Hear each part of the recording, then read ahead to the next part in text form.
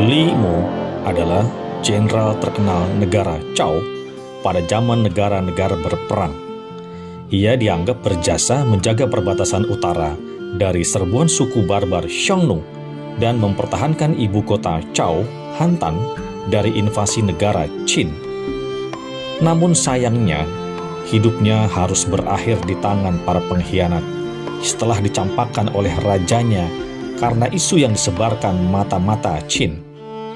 Sejarawan dinasti Han, Sima Qian, menempatkan Li Mu sebagai salah satu dari 4 jenderal terbaik zaman negara-negara berperang.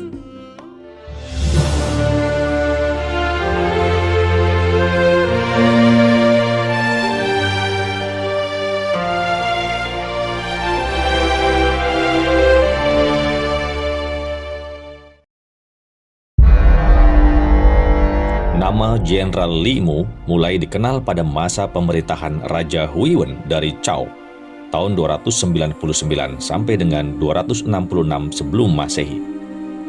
Ketika itu suku Xiongnu di utara mulai bertambah kuat dan menjadi kelompok menakutkan di sepanjang perbatasan utara Tiongkok. Untuk itu tahun 256 Masehi, Raja Huiwen mengirim Jenderal Li Mu ke Kabupaten Tai, Provinsi Shanxi, untuk mencegah wilayah itu dari serangan Xiongnu. Ketika sampai di sana, Li Mu segera mempelajari situasi dan kondisi wilayah itu. Ia lalu menyusun strategi untuk menghadapinya. Ia mengeluarkan perintah bahwa jika Xiongnu menyerang, maka pasukan harus masuk ke dalam kota dan bertahan. Tidak boleh ada yang keluar menyambut serangan musuh. Yang melanggar akan dihukum mati. Pada waktu yang bersamaan, ia merekrut orang-orang kuat dan melatih mereka agar menjadi pasukan yang dapat diandalkan. Selama beberapa tahun, ia menerapkan strategi bertahan sambil menanti saat yang tepat untuk menyerang. Xiongnu mengejeknya sebagai pengecut. Raja Huiwen juga mulai tidak sabar dengan cara kerjanya yang dianggap lamban. Maka raja pun mencabut jabatan itu dan memberikannya pada jenderal yang lain. Namun jenderal yang baru itu bertindak gegabah, sehingga ia kehilangan banyak sekali prajurit yang tewas. Akhirnya raja terpaksa kembali memanggil Li Mu untuk menjaga perbatasan di utara. Jenderal Li Mu meminta agar pemerintah pusat jangan terlalu mencampuri urusan militer di perbatasan. Hal ini agar ia dapat bermanuver dengan taktis dan lebih efektif. Ia pun kembali ke perbatasan utara dan melatih para prajuritnya lebih intensif. Ia menyusun persiapan perang yang lebih matang untuk menghadapi Xiongnu. Setelah semua persiapan matang, Li Mu mengizinkan rakyat bekerja di luar tembok kota, seolah-olah keadaan sudah tenang. Hal ini dimaksudkan untuk memancing perhatian Xiongnu. Jenderal Li Mu menyiapkan pasukan yang terdiri dari 1.300 kereta perang, 13.000 kavaleri, 50.000 infanteri, dan 100.000 pemanah. Para prajurit itu tersebar di pedesaan.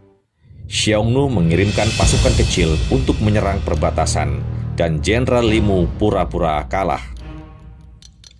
Melihat musuhnya melarikan diri, pemimpin Xiongnu mengerahkan pasukan besar untuk mengejar. Begitu masuk jebakan, pasukan penyergap Zhou menghancurkan mereka. Korban di pihak Xiongnu mencapai ratusan ribu orang. Pasukan Zhou dibagi menjadi 2, yaitu untuk mengepung dan menyerang Xiongnu. Mereka membunuh ratusan ribu orang dan kuda. Sebagian besar suku bangsa Xiongnu akhirnya melarikan diri. Sejak kekalahan besar itu, suku Xiongnu tidak berani lagi menyerang perbatasan selama beberapa puluh tahun ke depan. Setelah menderita kekalahan besar dari negara Qin dalam pertempuran Changping pada tahun 260 sebelum Masehi, kekuatan negara Zhou di daratan tengah semakin pudar. Sejak saat itu, Zhou harus tunduk pada Qin dan wajib mengirimkan upeti setiap tahunnya. Pertempuran Changping, di mana Zhou hampir kehilangan seluruh tentaranya, sebagian besar wilayah inti Chao telah jatuh ke Qin. Saat itu, jenderal-jenderal terbaik Chao seperti Yu Cheng dan Lian Po telah pensiun dan juga melarikan diri ke negara lain karena ketidakcocokan dengan penguasa yang baru. Pada tahun 246 sebelum Masehi, Raja Xiao Cheng dari Chao mengirimkan Li Mu ke Qin sebagai utusan untuk memelihara hubungan baik antar kedua negara. Ketika Raja Xiao Cheng wafat pada tahun 245 sebelum Masehi dan digantikan oleh Raja Tao Xiang, Li Mu dipanggil pulang dan diangkat sebagai panglima militer tertinggi. Pada tahun 243 sebelum Masehi, Jenderal Li Mu meraih kemenangan gemilang dalam perang melawan negara Yan. Ia merebut Wushui dan Fangcheng.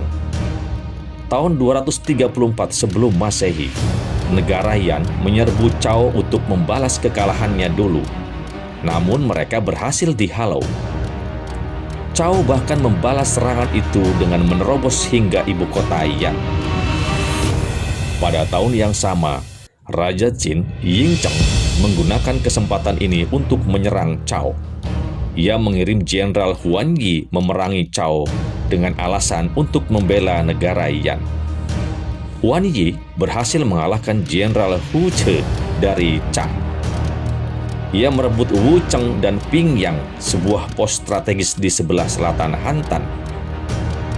Dalam keadaan kritis, Raja Qian dari Chao memanggil Li Mu untuk mempertahankan kota Hantan.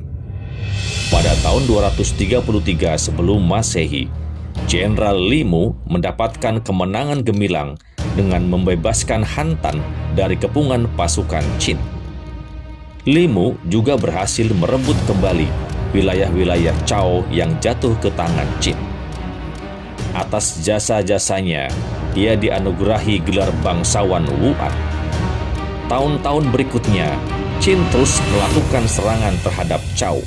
Namun, Jenderal Li Mu selalu mematahkan serangan-serangan itu dan menghambat ekspansi Qin ke timur. Pada tahun 229 sebelum Masehi, ketika Chao sedang goyah akibat bencana gempa bumi dan kelaparan, negara Qin memanfaatkan kesempatan dengan kembali mengirim pasukan menyerang Chao. Dengan persiapan yang lebih matang, Qin menyerang Hantan dari dua arah. Jenderal Li Mu bertahan dengan gigih menghadapi serbuan pasukan Qin. Rakyat Hantan turut membantunya dengan merobohkan rumah-rumah mereka dan menggunakan kayunya untuk dibuat senjata dan kereta perang. Pasukan Qin kewalahan menghadapi pasukan Chao yang berjuang bahu-membahu dengan rakyatnya. Dalam keadaan tidak bisa maju dan mundur, seorang ahli strategi negara Qin yang bernama Wei Liao memikirkan bagaimana caranya menyingkirkan Jenderal Li Mu dari pasukannya. Ia mengirim mata-mata ke Chao untuk menyogok Kuo Kai, seorang pejabat kepercayaan Raja Xian yang penjilat dan mata duitan. Demikian juga seorang pejabat yang bernama Han Chang. Kuo Kai mulai menghasut sang raja. Ia mengatakan bahwa popularitas Li Mu sedang pada puncaknya, bahkan melebihi sang raja sendiri. Menurut Kuo Kai, Jenderal Li Mu sedang merencanakan pemberontakan di tengah situasi kritis ini. Raja Qian pun termakan fitnah itu. Ia segera mengeluarkan perintah pencabutan kekuasaan militer Jenderal Li Mu dan Sima Sang, serta jabatannya akan digantikan oleh Cao Chong dan Yan Chu. Jenderal Li Mu menolak perintah itu karena saat itu negara sedang dalam bahaya dan kedua orang tersebut bukan orang yang pantas untuk tugas ini. Penolakan ini semakin menguatkan kecurigaan Raja Qian, sehingga ia memerintahkan agar Li Mu dihabisi.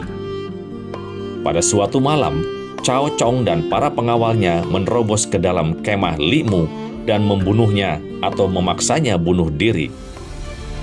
Mendengar kematian Li Mu, pasukan Qin yang dipimpin Jenderal Wang Qian segera melancarkan serangan besar-besaran ke Chao.